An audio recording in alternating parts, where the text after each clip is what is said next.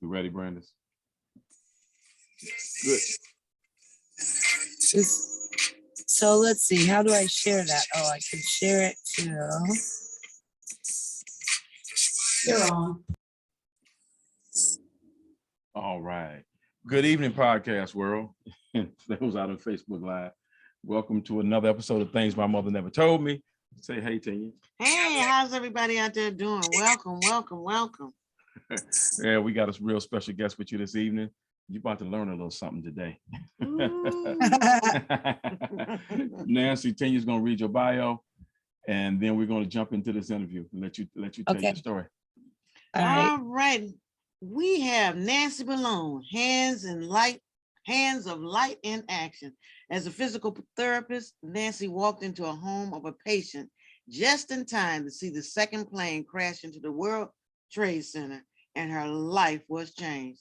As a single mother of 3, she dropped everything to go sleep on park benches and work side by side with the firemen and policemen at Ground Zero. Her story was published in Wall Street Journal 2001. When Hurricane Katrina hit, she received calls from all over the country wanting to know if she was going to help. She did, and that was when Hands of Light in Action was formed. Nancy has devoted her life's energies to assisting people in need, with her greatest passion being assistance in recovery from natural disasters. Nancy Malone graduated from the University of North Dakota, and she has worked in outpatient, inpatient, home care, and rehabilitation settings. She also has spent vast time with medical in disasters. She has been a preceptor and assisted with the development of orthopedic programs. She is a member of the Disaster Action Team of the American Red Cross of Southeastern Michigan, member of the American Physical Therapists Association, and also the Michigan Physical Therapy Association. She has numerous awards, especially from Crane's Business Healthcare Heroes, honorable mentions for outstanding contributions in allied health. Nancy has devoted her life to assisting people in need. She recently returned from a 2-month mission in Haiti to assist with earthquake recovery and medical. This poignant trip stretched her beyond what she felt she was capable of. She absolutely loves what she does and feels very honored to be able to experience the life and path she currently pursues. Join us to hear about the journey into a very unstable Haiti. Hey, Nancy, how you doing? Yes, that's welcome, Nancy Malone. That even makes me sound important. You are important. Right. Right. Oh, I'm telling you. You and the work you're doing. I'm devastated. Born and raised in Michigan? No, I was born and raised in South Dakota. Michigan, I came to in 82. It was for my first job. Okay. So you went to the home school when you went to you went to North Dakota. So okay. I went to North Dakota, yeah, for physical therapy school, and then I went to Michigan. Okay. For my first job. Cool. So let's go back a little bit because you talked about what happened with 9/11. If you care to share anything, what you experienced firsthand on Ground Zero. That's weird because I just a couple of days ago went with a person that I met back then. He calls me every year in 9/11, and he actually he made me take a picture laying down on the park bench that I laid down, that I used to sleep on at night, and he sat beside me because that's how we met. He was sitting beside me when I woke up in the morning. It was a mixed thing. It was all white. All we did was, and there was lights everywhere. So as far as day or night, everything mixed together, and you just worked until you're exhausted, and then I'd go sleep on the park bench. During that time, it was a really special time being down there with everything that had happened. I can't say it was a bad time. There was so much emotion going on there, but yet there was so much peace there Mm. too. And there was so much love because we'd say to each other, well, we need a hard hat, or we need some socks, some dry socks, or whatever we needed. I'd wake up the next day, go up the dock, and we had, and people, and it would come by boats. Yeah. And so you felt the love of everybody in the whole world during that time. Mm. Yeah. Wow. So it was an experience I'll never forget. Right. So how did somebody called you to come there? No, I was going to a doctor's appointment when I first got the call, or when I heard it on the radio, and I thought it was like an Orson Welles thing. And I walked in, the doctor said, "Is this like an Orson Welles thing? I hear that a trade center got hit by a plane." And they're like, no, Mhm. And then I got back in my car afterwards, and as soon as I walked into my patient's house, straight ahead was the TV, and the other plane hit. And at that moment, I told you this has been a God thing for me, what I Right. do. Right. With everything I mean, I can't explain it. I just felt, I get goosebumps. I felt like with everything I had to go down. And Mhm. I knew I'd be safe. And I'd never done anything like that before. I didn't even go to the food pantries. I mean, Mhm. I was the physical therapist that would do the free work, but I was never planning on doing this for Right. Life. And here we life. are 20 years later. Yeah. So it was a total God thing. God got me down there. I mean, everybody and all my friends in New Jersey, New York said, "You're going to waste your time, Nan."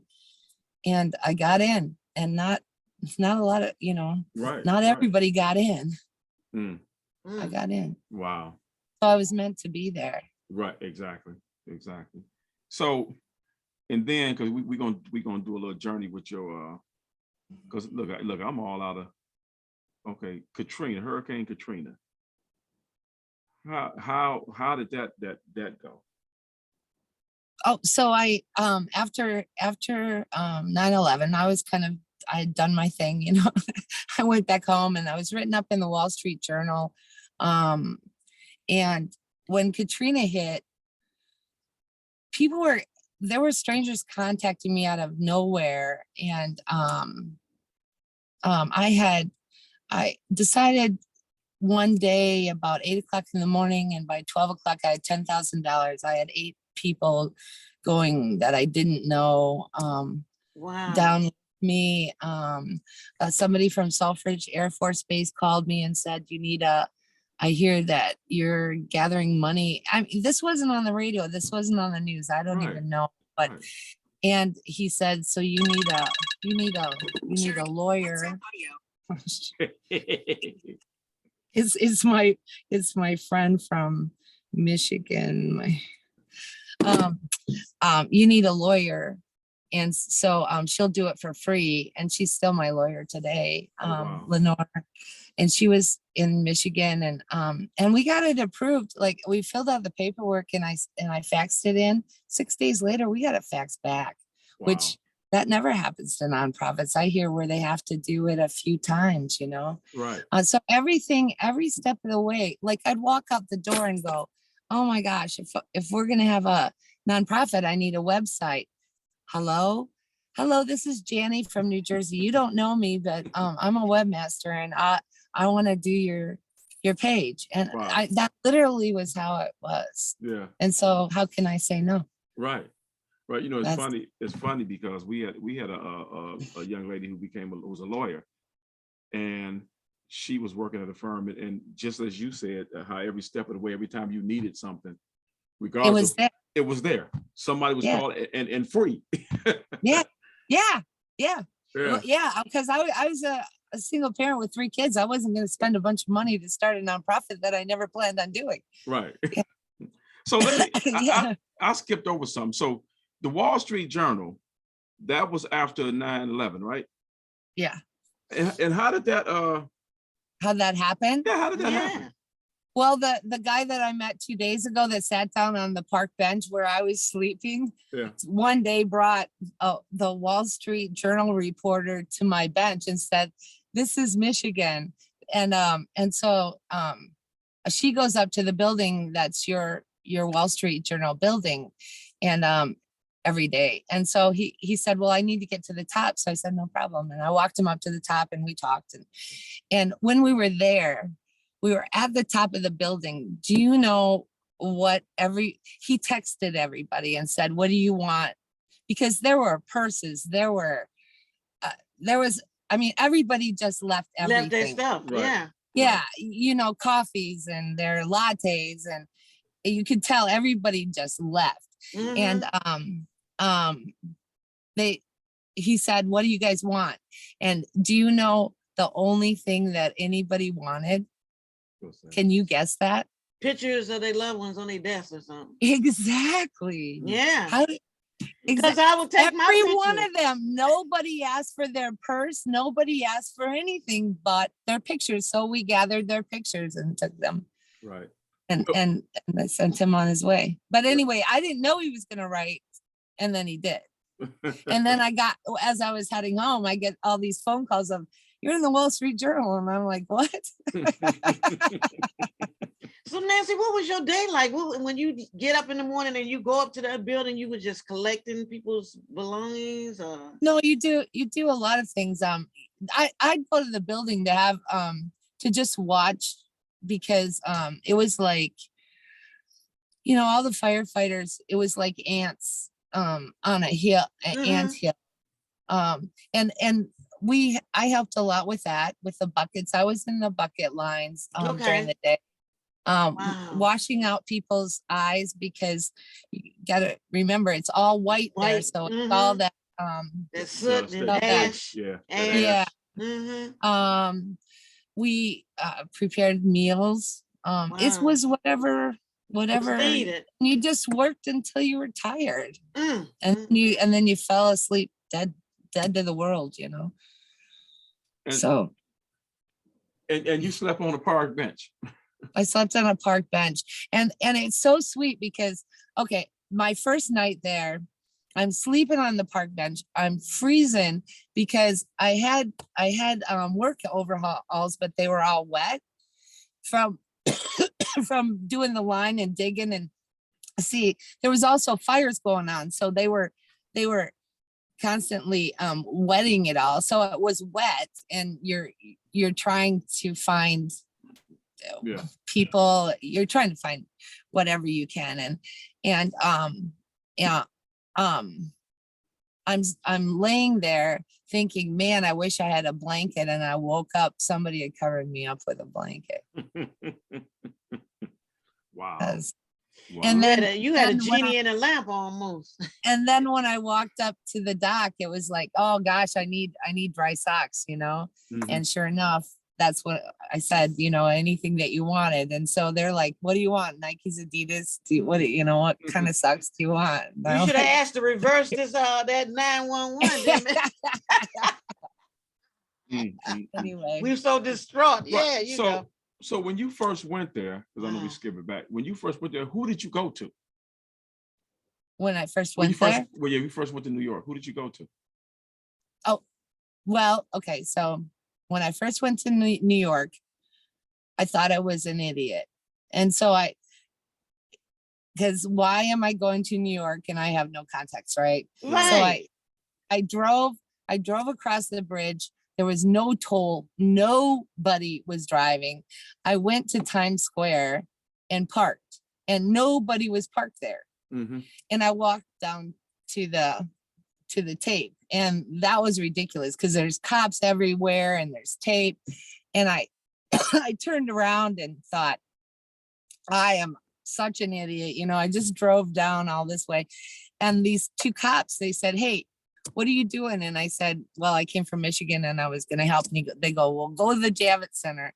And I said, yeah, but I'm not going to sign up in the Javits Center, kind of like the Red Cross, you sign up and then, you know, nobody calls you.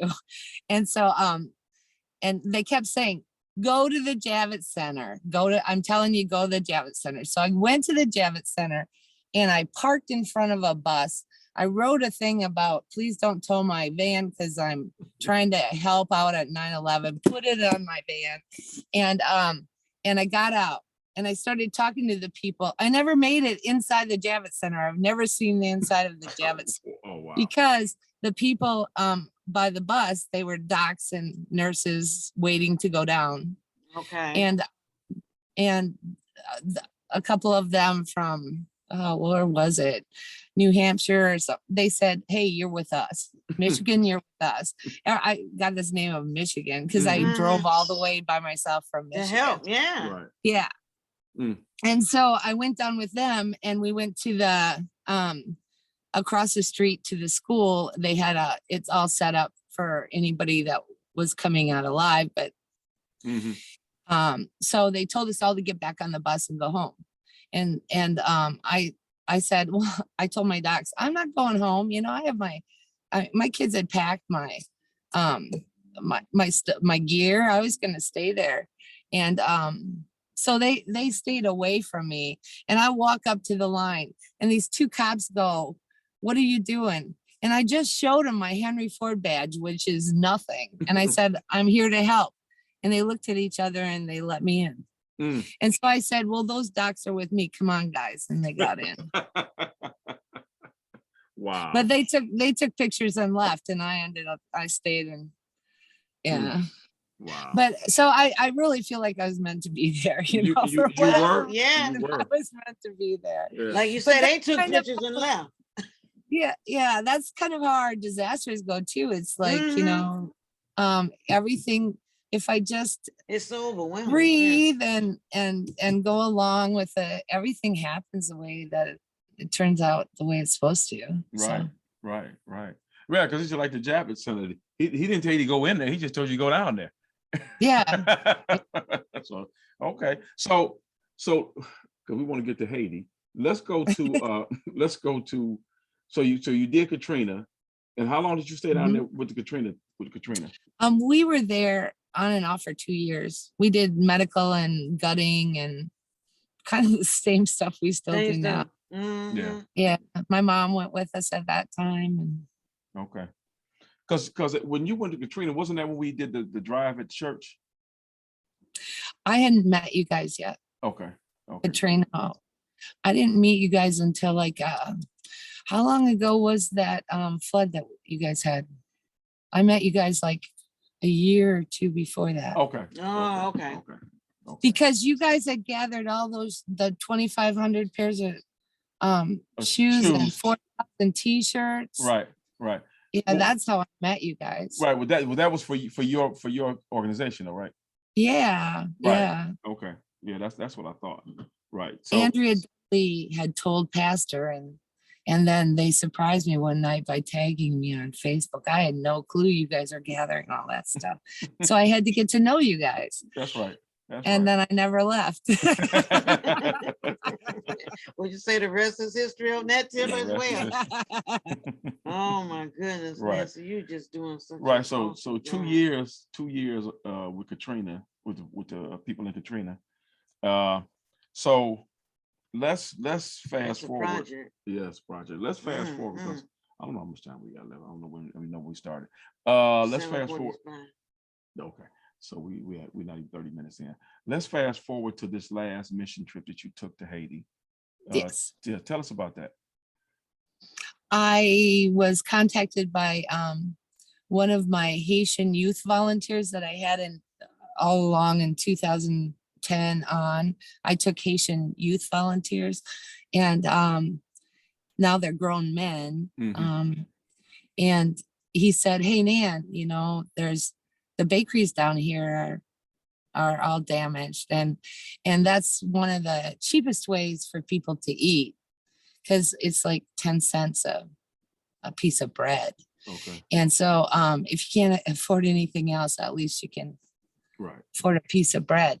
And so everything made sense. And I started to support the bakeries, but I wasn't getting the answers that I needed to get. I was kind of, when I had all these questions, I wasn't getting answers. So I went down there to make sure that in Haiti, it's a check and then double check and then check, double check.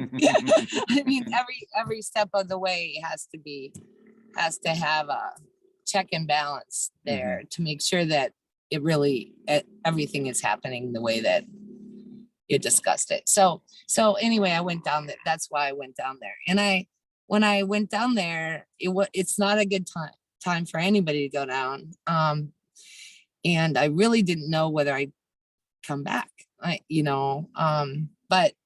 I had faith, but still there's also stupidity, so they set it up really good because they picked me up from the airport, and then they had a Haitian taxi driver take me, and along with them and other Haitians, so that it was like a half bus, and I was in the back, and we went through. There was this really dangerous part that school bus was backing up, and we read right after we passed the school bus that the school bus was blocking the area so they couldn't get through anymore with gang shooting. So we just missed that. Right. And then along the way there was 6 roadblocks, but this guy, because he's Haitian and he has a taxi, they knew him well. He delivered mail along the way and talked to people. And so somehow we got through. Okay. Yeah. And so. And I would hide, whenever there would be a roadblock, up, and I would go down, because worst thing you can do is have a white person in your car. Okay. Wow. No, the truth. It's here. Oh my goodness. Right. So I know you were chronicling a lot of what you were experiencing on Facebook while you were there. What was the end game? I know you said some of the workers contracted COVID while you were there. Oh, the doc did, John did, and our cook. And then there was a pastor in the town and several other people that we found once we became aware that there actually was COVID, because they all said, no, there's no COVID, but then once the doc got sick, then we started realizing that, yeah. And after he got sick and the cook got sick, it was almost easy to identify somebody who probably has COVID. It's much different. Like, we had some colds going through and stuff, but it's different. There's they definitely had COVID. Right. And so we started talking to them about that that there is COVID here, and started talking to the pastors in the community, and then have the pastors talk to anybody who really got sick. Yeah. Because the doc had some medicine to help. And okay. Well, that's good. So you went down, your initial reason for going down there was to bakeries. For the bakeries. And so you had intended to stay how long? I was only going to stay a couple of weeks. I was going to do 3 bakeries.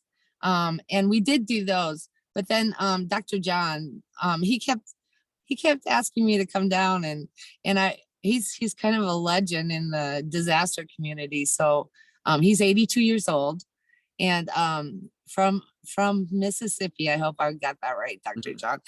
Anyway, so I wanted to meet the guy. So I told him I'd come down for a day or 2, and I ended up staying over 6 weeks. So. And so what were you doing when you were with him? With him, I started bakeries in their villages. So there was the Cook's Village that was 20 minutes away, and I don't have the name of it. There's a village in a place called Clark that's building the bakery, and then there was 3 in our area. But these are all small villages where there's not a store. Like, you have market day on Tuesdays and Fridays, and you go and it's all on the ground, or on a table. The villages, the mountain people come down to get stuff. And so what I noticed there too was there was no bread. Like if we needed bread on Wednesday, I couldn't get any bread. Hmm. So then I started talking to the boss man of the village and started doing the same thing there. Okay. And So we so, ended up with 8 bakeries. what And did that entail? um, what as far as building them, Yes. or Yes. um, in Haiti, it's I really believe that they have to have some they have to have some piece of it. So like, okay, they were responsible for making me a list of what they need for the bakery. Mhm. And different bakeries needed different things. Like another bakery might need a shed over it, and this bakery might have a shed. And then that one might just need the most of them, it was the top made, because during the earthquake, it's like a big old oven. It's a clay oven. Mhm. And so you have to pack up a lot of dirt in it, Mhm. and then you make the roof, and then you have to wait a month before you take the dirt out. Okay. And then I mean, because it's built on a stand of bricks and clay and everything. And it's got a grate that you can put the bread in. But at first you have to do all the dirt. And so anyway, there's a lot of there's a list of things that they have to give me for the shed, for the bakery. And then I'll sit down with them, and I'll just give you an example for the shed. So for the shed, it was like, how much is this wood? And American wood is horribly expensive. I mean, a post is $200, you know? Mhm. And so I go, okay, so I'll buy the aluminum and I'll buy the nails and anything else you need, but you have to find the wood. Okay. Because they're Haitians. They can find anything, you know, and they can find wood. They build these skinny little trees that they can take down, and they skin them all off, and Okay. they're wood. Yeah. And so then they'd agree to that. Once we got over the hump of, well, okay, if you have to have everything, and you have to have your volunteers being paid and your cook being paid for making meals for them, because I'll provide the food and I'll provide some of the stuff to build it, but I also have them responsible for like running it, and they have to find volunteers on their own. They have to find a specialist person that's Mhm. going to help them. And so once we get over that, they actually think that's a good idea. They'll do it. And so at the end of it, when we were leaving, the boss man said that he's had a lot of people come in, and white people, and do projects, and he said that he really liked working with me because they felt like they have done this. Yes. Yeah. And that was very powerful for them. And he promised me when I come back, I'm going to be seeing all of them running up and running. Mhm. And I recently had this picture of he's in a Hands of Light t-shirt. He's kind of a big guy, and he's going like this with the other baker, because they got 2 of them up out of the 3 that they have to get off. Yeah, good. Good. Anyway. I'm just over here in awe. I was like, I'm like, Right. But I mean, right. What you said is very important, that you go down there, but you don't do the work. You help them do the work. So Right. yeah. I help them. I usually help, even with homeless in Detroit. I've said, what kind of projects do you guys want to do? That's why I sleep with out them there, and so that be- you get to know them. And Mhm. then what would help you guys? And then they develop a project. I provide the materials for them to be able to do the project, and that makes it more powerful and meaningful to them. Right. Right. And it's not a handout. It's just an assist. It's not a handout. Yeah. No. Right. Because some people get offended by it, and then some people get enabled by it. Well, and who likes to take handouts? I mean, nobody feels good about it. Have you ever taken a handout? I mean, it doesn't feel good to Mhm. take a handout, but if you're actually helped by somebody, Right. yeah, then you feel empowered. You feel like you've really done something, and they have. Yes. They have. Right. And it validates the fact that you're still a useful person. You're not Yeah, nothing. yeah, Yeah. Mhm. yeah. Cool. This white woman didn't come into our village and do all this stuff. Yeah. We Mhm. did this stuff. We did the work. Right. Mhm. Yeah. You didn't come in and save the day. No, So no. so aside from the you said you built the other bakeries and what else caused you? Was that the main reason why your trip lasted as long as it did? Well, Doc got sick with COVID. Doc was gonna stay there till the end of November. And I didn't I wasn't gonna leave him. Okay. Okay. But also well, there was a lot of things. We weren't done with the bakeries yet. They're still ongoing. Mm-hmm. We have 3 now left out of the 8 Okay. to do. Not all are up and running because again, once you fill it with dirt and you get it all done, then you have to wait a month Yeah, Yeah. you had to wait till it Right, cement let it and sit. till it's yeah. all dried up Mhm. and then you have to dig it all out and then get it up and running. Get the So volunteers in, yeah, all that, yeah. but we had a lot of kids. I have 100 soccer balls that are going to be landing there soon that I wanted to hand out.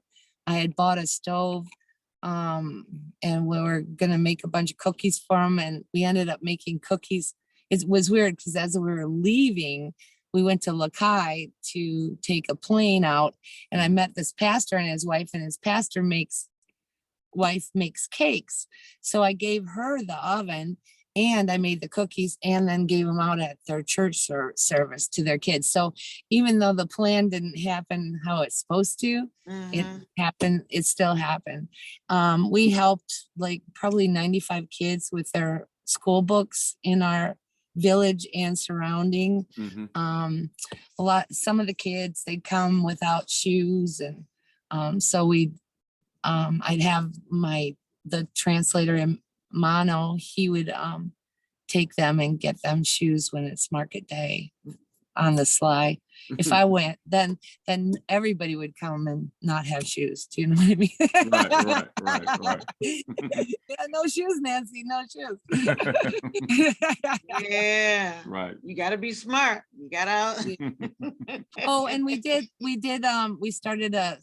we had this washerwoman, and this washerwoman was always starving. I mean, seriously starving. Like people will be hungry, but when you see somebody eat Mhm. around the corner, like, I mean, she was starving. And she had 8 kids.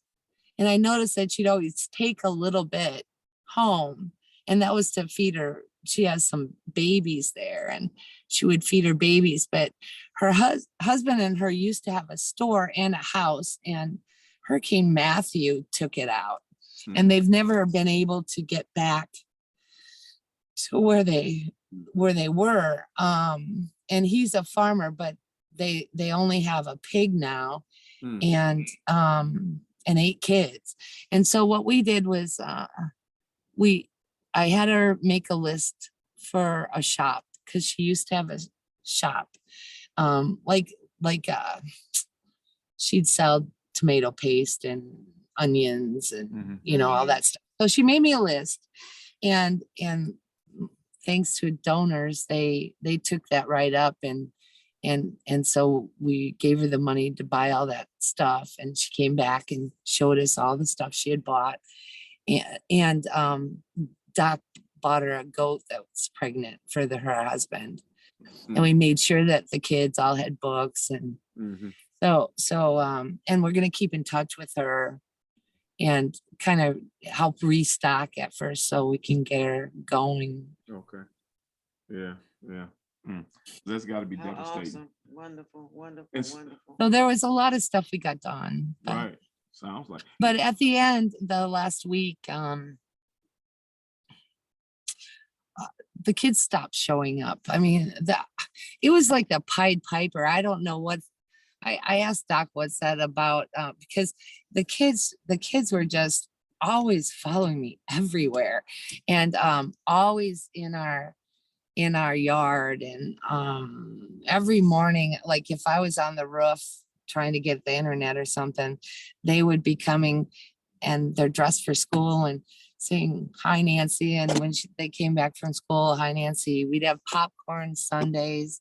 So yeah, I could see the kids being there then, but every day they were hanging out 24/7, and all of a sudden they stopped, and that was after all the people got kidnapped, Yes. Mm-hmm. and they weren't stopped. I mean, they weren't there anymore. And then I noticed in the village that just wasn't, the bonsoir, bonsoir, bonsoir, Nancy. It wasn't as joyful. There wasn't as many people saying that. And my gut was saying, you need to get out. Right. Mm-hmm. Right. And so that's got out. Yeah. Yeah. Because how many people was it that was it 15 or was it more than that? That It's one group? 16 Americans and one Canadian. One Canadian. But the 8-month-old is now 9 months. I mean, there's a baby there, and there's 5 children. Yeah. And those people are still being They're held. still there. Yeah. Mhm. Yeah. Right. So I I guess. figured they'd probably split them up, Yeah. so you can't find them in one area. They'd stick out too much. Right. But the whole time I was there, Doc and I were the only white people I didn't see anybody for 2 months that was white. Mm-hmm. Yeah. And so it, like you said, you had a feeling that it was time for you to leave, because just all of a sudden everybody who was, And it was funny because, yeah, and the sad part is I couldn't say goodbye to anybody. So, these kids meant a lot to me, and yeah, not being able to say goodbye to them was really, but we couldn't start telling everybody we were leaving and saying goodbye, because then we might not have gotten out. right. The cook did tell me the week before, he had said, there's some gangs in my neighborhood, and there's some concern, don't trust anybody. And then the boss man, when he was telling me, thanking me I was making sure that the money was all tied up and what the instructions were. And he said that there were some people that wanted to rob us, but they had kind of tapped it down. But I really feel that we left at the right time. Yeah. Yeah. Oh yeah. But what took you there, and he was sure gonna get you a way out as well. Right. So let's do this. Let's shift. And that question we talked about before we came on live. If there's something that you've discovered in your many journeys that your mother did not either tell you or prepare you for, or something along those lines, that maybe you wish she could have? My mom and dad, I was the oldest, and my mom and dad were young when they had me. And so they pretty much let me make my own mistakes. I was kind of raised myself with them. Okay. And so the only thing that bothers me about this whole thing is that my mom was a huge part of me being able to do what I do. And I feel like all the lessons along the way, all the things, we always have good and bad things that happen in our lives. Right. And I feel like I've had some weirder things than a lot of people. And it's almost like I was supposed to have that, so I would know how to deal with this or Right. with that, or, with things in my life. So I feel like God was training me along the way. But he took my mom away, and my mom was, well, he didn't take, I mean, my mom, I always had pictured my mom being there for me, because as soon as I land from Haiti, man, first person I call would be my mom. If Yeah. I was leaving, my mom would have the quilting ladies make a bunch of quilts for us to take down for people to have something to hold on to. Or, Mhm. I mean, she would be my best champion, and I lost my mom. So that's Yeah. been a hard. Right. I know I'm not answering your question right, but I could always twist it to answer. The one thing she didn't tell you was that she's gonna always be there for you. no, yeah, I wish she was still there for Yeah. me. Yeah, Yeah, that's what I get from what you're saying. because now I have to like think about things on my own. Like, what if things don't go right, or if I have to make decisions affecting other people? Now I have to try to work it out on my own instead of being able to call her. Right. Yeah. Right. Well, she prepared you. The time you had prepared you, so Yeah. so you can call on that memory of her anyway. How old were your children when you like when you started the 911? What? Your children, how old were they? You said you were a mother of They 3? were, let's see, that was 2001. So this is, they were like 11, 10, and like So they were staying with your mom? 2. No, I had an au pair from Norway. I had an au pair that was staying with us, was supposed to fly out that next day. You remember all the planes were down? Mhm. Right. She agreed to stay later, stay a few weeks and let me go. Okay. Oh, wow. Okay. Wonderful. Very good.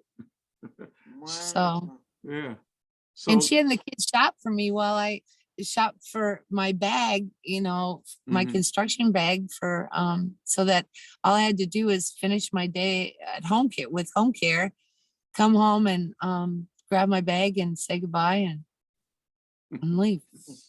wow. So Truly your calling, that's all I can say. right. So do you still do your home care stuff at all? Physical therapy. Physical therapy and all that? Physical therapy happens. You do a lot of medical and disasters. Mhm. I haven't done it for a job. Yeah. I do it for free. Okay. Okay. Yeah. And that's how it's been really weird, because I'm still, okay, so I'm living out of this truck and I go places. I've done a lot of things I can't talk about, such as helping people with problems in their house and doing disasters. Some people have their own disasters that you try to Yes. have, but it's not something I can talk about. So Sure. I have been actually really busy, but I've also had a lot of fun, and I've met incredible people. Of course. along the way. You're Right. incredible yourself. So how many trips have you made to Haiti? Let's start with that. I don't know. We used to make it at least 2 or 3 trips a year. It's since 2010, and then the last time I'd been there was in 2019, about this time, to do the USNS Comfort Okay. to help with the logistics. Yeah. Okay. So it's just too many to count. It would be- So it's, I mean, before then we were going regularly, but yeah. now if I go, it's only me, because I can't keep somebody safe. Yeah. Right. Right. Because you had a whole what was the size of the group? Yeah, you we were taking Detroit kids. Right. We were taking kids from Right. A couple new a couple of the churches around that area. Right. Okay. And that's something that I really wanted to continue, because it worked really. It was a fantastic trip. Yeah. But Right. yeah, it's just not. No. In fact, Mike, one of the kids Mike Kelly, he wanted to come up and help cook for this one. And I said, you'd be risking your life. And he said, I know. I talked to my mom about it, and she said, do what you feel. And at the end, I just said, Mike, I can't. No, I can't take. I just can't. Yeah. So overall, outside of Haiti, how many other you was in Katrina? You was I've at gone to 9/11. I've gone to Greece to help with the refugees. we've done a lot of disasters in the United States. We've done Texas, Louisiana, we've done Minot, North Dakota, we did Washington, Illinois, the Cedar Rapids, Iowa. We've done North Carolina. There's just been there's Florida. Wow. I can't even keep track of them anymore. And it was really funny. I was in Texas, and I found a number in my in here. So I called this number and I said, hey, what's your address again? I can't find your place because I'm in Beaumont. And she calls me back and she goes, you helped us in North Carolina, but we'd really like to see you if you ever get to this area. So my disasters have all run into, Right. Right. They're all running together now. Yeah. Oh my goodness. Wow. So. And so what do you see? I will say this, as far as the Haitian people, they are going through hell and back. And it's not, the reason we're asked all the time, why do you keep helping them? I mean, it's just such a crap show. And those people get beat on all the time. And they're people just like you and me with hopes and dreams, and most of them are highly religious, and that's all they have is God. I mean, in 2010 they had hope. Those kids, with the grace of God, yes, I'm going to do this and I'm going to do this. And now to see them today, there is no hope there.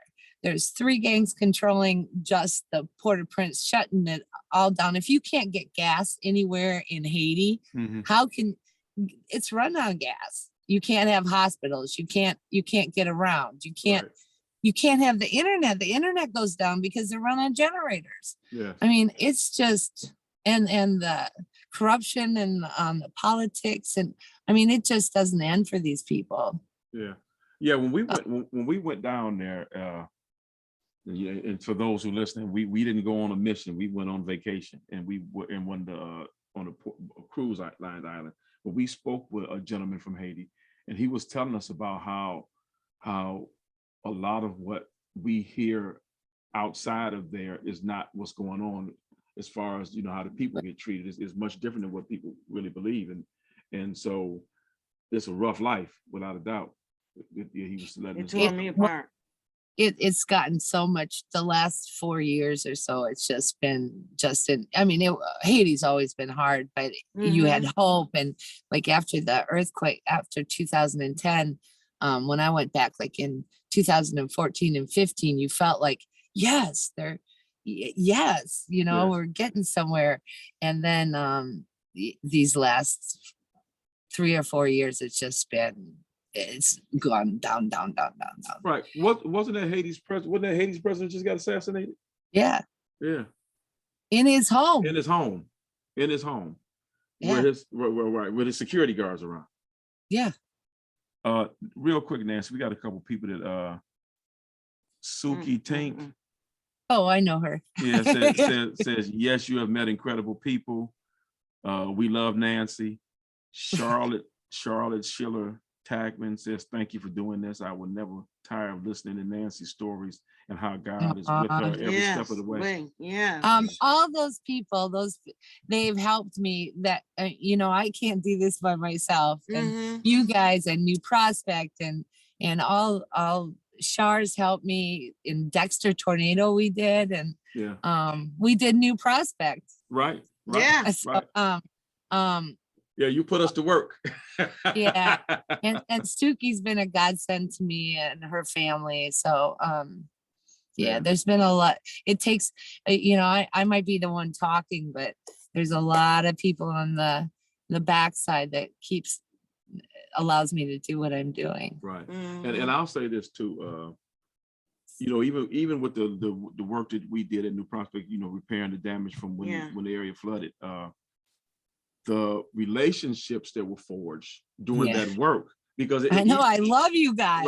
right. Even within the church, there were those of us who didn't really know each other Mm-hmm. because, decent amount of members at the church, but working together as a team doing that work, we forged lifelong friendships. Yeah, and because I was tough on some of you guys. Yeah, you were. Yeah, you were. Yeah, you were. So you had to have each other. What you say? I know how to do this, and I know how to get this done. Right. You can't do it like that. You got to do it this way. Yes, ma'am. But every time I come in and I see all you guys, it's just like, you're my guys. You know? Right. It's great. You'll always be my guys. Right, it's great. That's why I said, with all the work that you do and the lives that you affect with your work. That's why I said we had to have you on there. Yes. We had to have you on there to talk. And I'll say this, not trying to sound crazy, but you're the first white person that's been a guest on here. Oh, wow. And I felt like the first white person at New Prospect too, but it probably wasn't. No, you weren't, but I know what you mean. weren't, but I know what you mean. Yeah, it's the like first white person you ever accepted help from because you needed it. Yeah, at first pastor's like, I said, Pastor, this is what I do. And she's like, no, we've got insurance until you don't have insurance. and then the white person is the next best thing. Like you said, you know how to work a disaster. That's right. Yeah, it's amazing, but it's like we always want to go help other people, but we don't realize when we need help and how to accept it. And so that's hard to accept it. Yeah. And it's hard to know who to go to get the help. I mean, I find that when I come back, who do would I like to crawl into somebody's lap and just cry for a while? Yeah, sometimes, Yeah. But then you have to, Right. Well, like I said, for those that don't know Nancy, while you were there in Haiti this last time, you were chronicling what was going on, and your posts were very touching. The things that you were going through, even the fun stuff with the kids, with the what was it, popcorn night? Was that popcorn night? Yeah. Every Sundays, popcorn Sundays. Yeah. It was popcorn Sundays. Right, and all those little stories, it made it enjoyable. But there was some that you posted. It was like, oh wow, how. It was never hard to just post because each thing that was happening in real life. It wasn't something that I had to look for every day. Right. Yeah. I really I don't foresee Haiti all of a sudden being better. So I don't foresee me being able to go up there anytime soon. But someday I need to return because I loved those kids. Those kids loved me. And I didn't say goodbye. Right. So share with everybody you still have the website up and running? Yeah. Could you share that web address? handsoflightinaction.org. Okay. And then on Facebook is Hands of Light. On Facebook, Hands of Light in Action. Okay. So anybody want to go check it out. And for donations. Right, if you don't know, it's a 501c3 corporation. You always need donations. Always need donations, yeah. So you can go out and donate. And nobody gets paid in the organization. I don't get paid. Nobody gets paid. Yeah, right. See, 100% to the people in need. Right. Yeah. And it's like, wow. That's just, it's nobody like you. Most 401(c)(3)s are they? Well, some of them are anyway. It's all about the officers. Well, if somebody ever leaves me like a few $1 million, I'll probably end up taking a small salary out. Well, But for right now, I'm happy to just be able to fund what we do because we really do a lot on very little, so I'm kind of proud of what we do. In Haiti, we got a lot done, and I'll still write it up and but this is probably a good thing because a lot of people were wondering whether we just left and nothing got done, but there's a whole list of things we got done. Good, Mhm. good. Or they're still working on. WhatsApp is great because you can keep in touch, and I have checks and balances with that. Like the cook has some of the money that the boss man will get if this is completed and this is completed, you know, then they get paid for some of the supplies they have to pay for up front, and then once it's completed, I pay for them. Okay. Some of the supplies. Sure. And like the boss man's roof, if all three of the bakeries and the fourth one gets done, then he has a shed with aluminum, but the aluminum's really rusty and kind of holy. Mhm. And I told him that I gave money to the cook that if all the bakeries are done, then he gets the aluminum for his shed. Okay. So do you Wow. see how the checks and balances are? But Mhm. yet they're still doing their project. Right. Exactly. Exactly. So Ooh, and so boy, they'll how we feel- take stuff for granted. Right. So hopefully, I mean, I usually ask, I guess, what's next, but hopefully rest. right now, just being kind You to don't know myself. how to rest. I do. Okay. And Doc saw a lot of patients every day there too. Yeah. So yeah, we were busy, and Doc John McFadden, he's got a really good heart, and so he helped with a lot of other stuff on the side. Okay. Very good. Mm. And so, when's the last time you spoke to him? We've texted, and his wife, and he's got 3 girls. Mhm. Man, they were on WhatsApp with me, supporting me, because I mean, seriously, I have John McFadden sick in my care, like, and so they would let me vent. They made a page just for me that I could vent to them because Okay. they knew him. and that's how, it got you. So I didn't feel alone, Right. Right. Well, that's good. That's good. but I got him home safe. That's all I can say. But his wife's a wonderful person. She sent the cookie stuff that we needed so that I could make the cookies. She sent a big bag of M&Ms and walnuts, and we were able to get one shipment Okay. in. Right. Yeah. Because I know how those shipments So. are. Yeah, I'm still waiting for yeah. When you guys sent the 2,500 pairs of shoes and the 4,000 t-shirts, that shipment got lost somewhere, and that took like a year and a half, 2 years to get there. Wow. Oh my goodness. Yeah. It accidentally got lost somewhere. Yeah. And so it took forever, and I keep telling Pastor, there's nothing I can do about it. There's nothing I can do about it, but it'll come. Yeah. It did. Right. Oh my goodness. Eventually, but Mm. yeah, that's how, in some places shipments never get there. Well, I knew it would eventually get Yeah, there, but right, I just didn't know when. right. Well, it's good that it finally made it. Yeah. Stuff that was So back to just the last thing on Haiti, back to Haiti, it is, we do not need to just give them stuff. Like if we give them a bunch of rice, we take out the rice farmers. So you do have to do that give and take, having them part of the solution.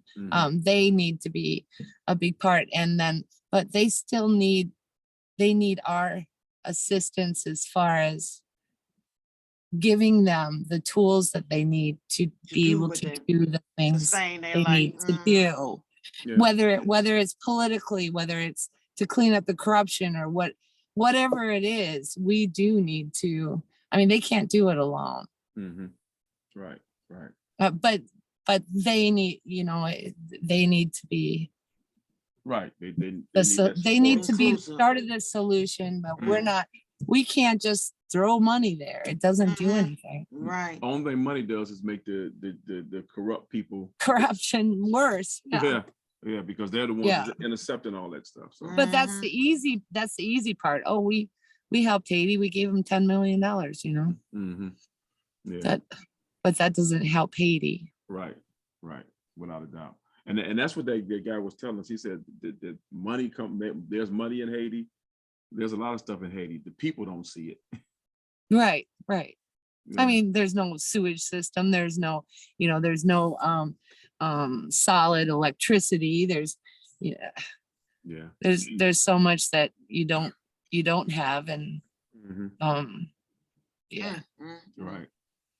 Right. So I hope that you get some rest and time to refresh and renew before something else comes around it. Because I know. And thanks for having me. Thank you for being on here. Because I know the next time something happens, you going running up there, wherever it is. I know you are. I gotta get over this one. This one was pretty scary all along the way getting home. So yeah. God was with us and kept us safe. Praise God. Thank you. Right. But there was a lot of steps to get home, and yeah. I'm quite humbled right about now anyway. I'm like, well, we'll continue to pray for you and get you some donations. Yeah, you're right. It's people donate and that you are able to do your mission as you call to do. And like I said, get time to refresh and renew. So because you need that. You can't just keep running into every fire without getting that energy back. I definitely need some hermit time. Yeah. And I'm happy to have it. All righty. So if there's anything else you want to say to the folks listening? No, thank you so much I've never done a podcast before, and that's probably a good way to let people know what we're doing. Yeah, because it's going straight to YouTube too. So. Right. It'll be out there. It'll be out there forever on YouTube. Oh, okay. So if anybody to have somebody they want to tell, because other than just Facebook, it'll be there, it'll be on the podcast sites. So anywhere anybody listens to a podcast, they can pick it up and listen. You can tell them, hey, this is what we do. This is what I've been doing. Yeah, without a doubt. Exactly. Yeah. All right, Nancy, we're gonna let you go. All right, and thank you, Nancy, so much. I appreciate you. Thank you. Both of you guys, and I love you guys. Love you. Take care now. All right. Bye.